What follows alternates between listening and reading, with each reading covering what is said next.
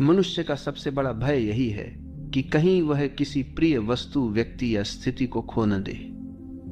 ये खोने का भय हमें भीतर से बांध देता है और जीवन को भारी बना देता है। हम बार बार उस चीज को पकड़कर बैठ जाते हैं, मानो यदि हमने पकड़ छोड़ी तो सब बिखर जाएगा। लेकिन सच यह है कि जो भी हमें मिला है वह अस्थायी है। चाहे वह संबंध हो, पद हो, धन हो या स्थिति, सब समय के साथ बदल जाएगा।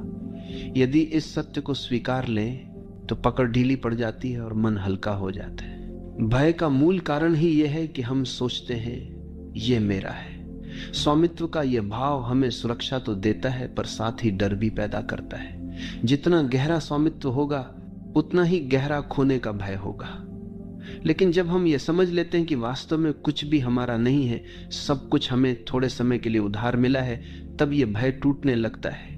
और जैसे ही भय टूटता है वैसे ही आत्मा स्वतंत्र हो जाती है। हम अक्सर सोचते हैं कि किसी को पकड़ कर रखने से हम सुरक्षित हो जाएंगे, लेकिन वास्तविकता यह है कि पकड़ना ही असुरक्षा पैदा करता है। पकड़ना इस बात का प्रमाण है कि हमें डर है कि कहीं यह चीज हमसे छूट न जाए, जबकि जिसने छोड़ना सीख लिया उसे खोने का भय नहीं होता, क्योंकि वह जानता है कि कुछ भी स्थायी नहीं है। जो आज है वह कल बदल जाएगा। इस समझ में एक गहरी शांति छिपी है। किसी को छोड़ना मतलब ये नहीं कि हम उससे दूरी बना लें या उसे नकार दें। छोड़ने का अर्थ है कि हम उसके साथ रहते हुए भी उसके खोने का डर न पालें। यह आंतरिक स्वतंत्रता है। यह कहना है कि मैं तुम्हारे साथ हूं पर तुम्हें पकड़ कर नहीं रखता। यदि तुम रहो तो यह प्रेम है, यदि तुम जाओ तो भी यह प्रेम है। यही प्रेम का सबसे शुद्ध रूप है, जिसमें भय नहीं, केवल स्वतंत्रता होती है। खोने का डर केवल संबंधों में ही नहीं बल्कि जीवन की हर स्थिति में होता है। हमें डर होता है कि कहीं नौकरी न चली जाए, स्वास्थ्य न बिगड़ जाए, लोग हमें छोड़ न दें। यही डर हमें भीतर से जकड़ लेता है। लेकिन यदि हम इस डर को सचेत होकर देखें तो पाएंगे कि हम पहले से ही हर क्षण खो रहे हैं। हर सांस जो जाती है वह लौट कर नहीं आती। हर दिन जो बीतता है वह फिर कभी नहीं लौटता। जीवन का स्वभाव ही खोना है। यदि इसे समझ लें तो खोने का भय मिट जाता है। अक्सर हम सोचते हैं कि जिसे हम खो देंगे उसके बिना हम अधूरे हो जाएंगे, लेकिन यह अधूरापन केवल हमारे मन का भ्रम है। सच्चाई यह है कि हम स्वयं में पूर्ण हैं। यदि भीतर पूर्णता का अनुभव हो जाए तो कोई भी हमें छोड़ दे, कोई भी वस्तु खो जाए, हम खाली महसूस नहीं करते। जो स्वयं को पूर्ण मान लेता है उसके लिए खोना भी केवल एक स्वाभाविक परिवर्तन बन जाता है। यही पूर्णता भय को मिटाती है और जीवन को हल्का बनाती है। खोने का डर हमें वर्तमान से काट देता है। हम किसी को पाकर भी उसका आनंद नहीं ले पाते, क्योंकि मन हर समय डरता रहता है कि ये चला जाएगा। यही डर हमें उस क्षण का रस लेने से रोक देता है। लेकिन जब हम छोड़ना सीख लेते हैं तो हर क्षण को वैसे ही जीते हैं जैसे वह है। अब डर नहीं होता, केवल आनंद होता है। यह आनंद इतना गहरा होता है कि खोना भी हमें अधूरा नहीं करता। हर पकड़ में छिपा होता है स्वार्थ। हम किसी को इसलिए पकड़ते हैं क्योंकि हमें लगता है कि वह हमें खुशी देगा, सुरक्षा देगा, पहचान देगा। लेकिन यह पकड़ प्रेम नहीं है, यह सौदा है। और हर सौदे में डर होता है। जब हम स्वार्थ छोड़ देते हैं और प्रेम को स्वतंत्रता में जीते हैं तब पकड़ अपने आप टूट जाती है। इस टूटने के साथ ही खोने का भय भी मिट जाता है। कभी ध्यान से देखो, सबसे गहरा डर उसी चीज को खोने का होता है जिसे हम सबसे ज्यादा पकड़ कर रखते हैं। यदि हम थोड़ा ढीला छोड़ दें तो डर भी ढीला पड़ जाएगा। छोड़ना मतलब त्याग करना नहीं बल्कि स्वीकार करना है। स्वीकार करना कि जो भी है वह अस्थाई है।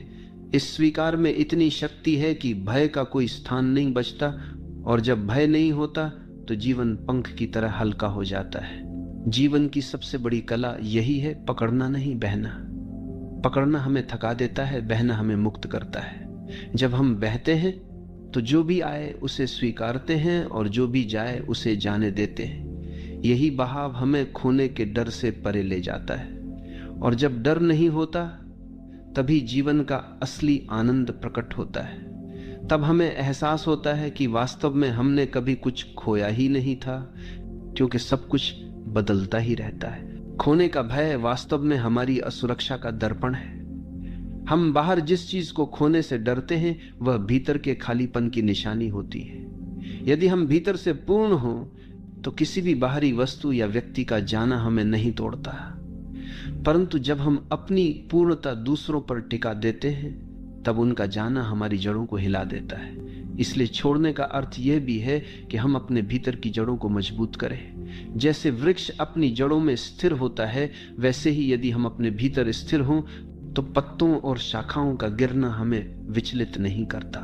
मनुष्य की सबसे बड़ी भूल यही है कि वह प्रेम और पकड़ को एक मान लेता है।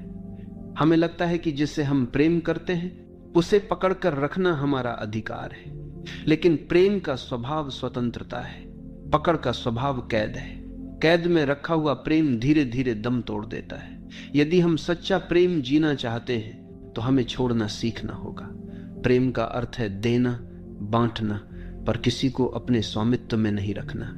इस समझ से ही खोने का भय मिटता है और प्रेम पवित्र बनता है। खोने का डर इस कारण भी गहरा होता है क्योंकि हम परिणामों से चिपके रहते हैं। हम सोचते हैं कि यदि यह व्यक्ति चला गया तो मेरा सुख चला जाएगा, यदि ये वस्तु खो गई तो मेरी पहचान खो जाएगी।